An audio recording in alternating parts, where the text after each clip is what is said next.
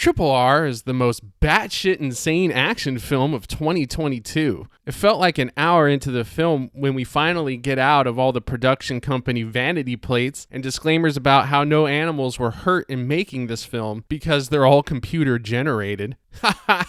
Oh, how I was almost fooled into thinking that was real.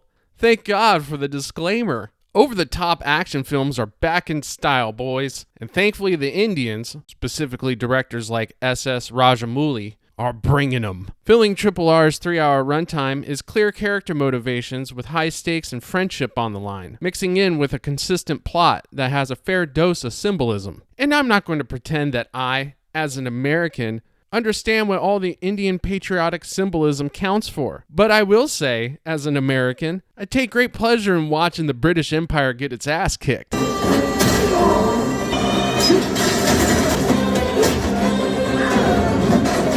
Imagine that, a country proud of its culture and happy to celebrate it. Fight!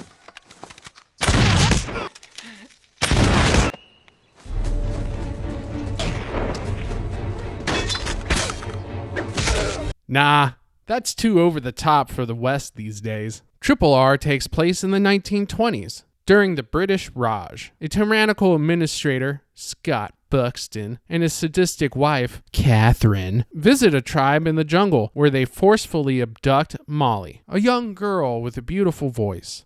Enraged by this, the tribe's guardian, Beam, vows to rescue her. Buxton's office is warned of the inbound Beam, so Catherine employs some help from none other than Rama Raju, a complete and total badass, who made a name for himself by beating the shit out of a crowd of 100,000 people just to arrest one man. His only weakness, though, is he gets a little thirsty afterwards. Raju goes undercover and attends pro-independence rallies in an attempt to find Beam. Beam and Raju cross paths fairly quickly, unaware of the other's opposing identities or intentions, when they unite to save a boy, sparking a bromazing broship to ever bro. Excellent! Raju helps Beam court Jenny, Buxton's niece, unaware of his real intentions to infiltrate Buxton's residence. But before we can go any further with the plot, we must sing and dance for nachos. Nacho, nacho, nacho, nacho, nacho, nacho, veer nacho. While attending a party at the residence, Beam discovers Molly's being held captive there, vowing to her that he will free her. Meanwhile, Raju deduces the whereabouts of Beam's aide and captures him. While being interrogated by Raju, Beam's aide incites a venomous snake into biting Raju, letting him know he's going to die and the antidote is only known by the people from Beam's tribe.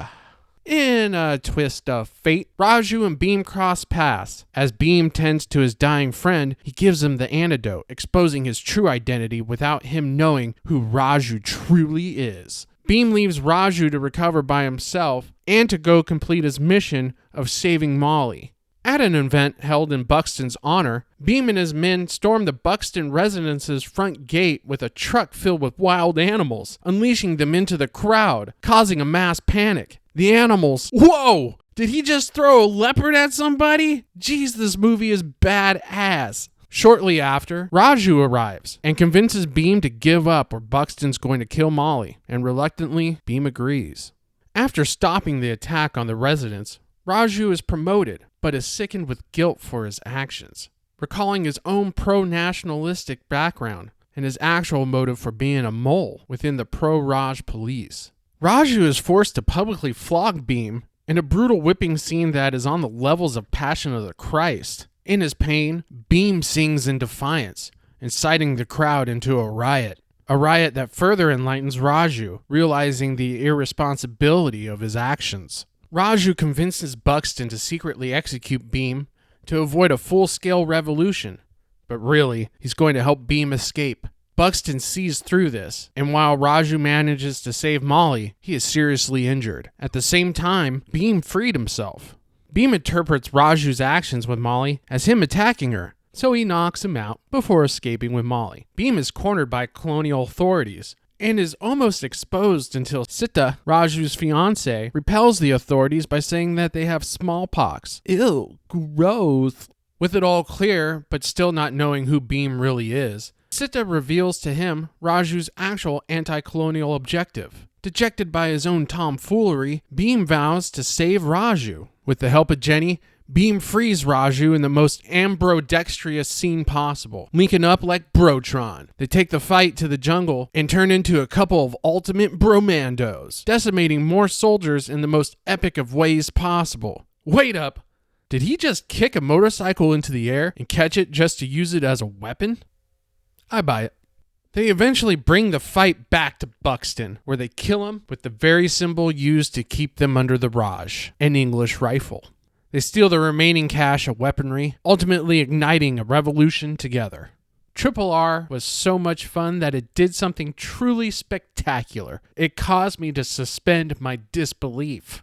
And they did this using Writing 101, establish the characters and rules within the first 15 minutes so the audience can buy into each and every ridiculous action sequence after. Case in point, when RRR introduced us to Raju, we're only 10 minutes deep, and right from the jump you know he's a badass not to be trifled with. The English compound he's in is fenced off, separating the police from an angry mob that wants to burn it all down. But when he's told to go arrest a man, you realize quickly the fence isn't there to keep Raju safe from the rioters, but the rioters safe from Raju. He leaps over the fence and becomes an absolute display of strength and determination, fully capable of single-handedly fighting through hundreds of thousands of men just to get to one. Outside of providing us all we need to know about his character, this very moment is the film establishing an appropriate expectation for the audience. Don't take the action scenes of this film seriously and enjoy it. RRR is a straightforward, masculine, and bromantic story that Hollywood seems incapable of making these days. And the 3-hour runtime is as quick as a wink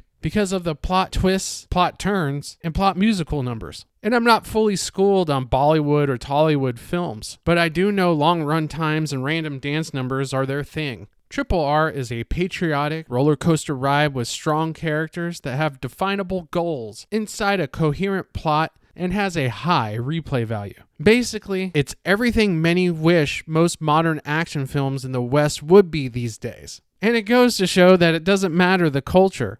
A good story is always going to be a good story. You know, like the reason why the Odyssey is still relevant today as it was 3,000 years ago, a lesson Hollywood has forgotten. So India, thank you for blessing the world with this piece of action art. And if you got any more like it, bring them onward.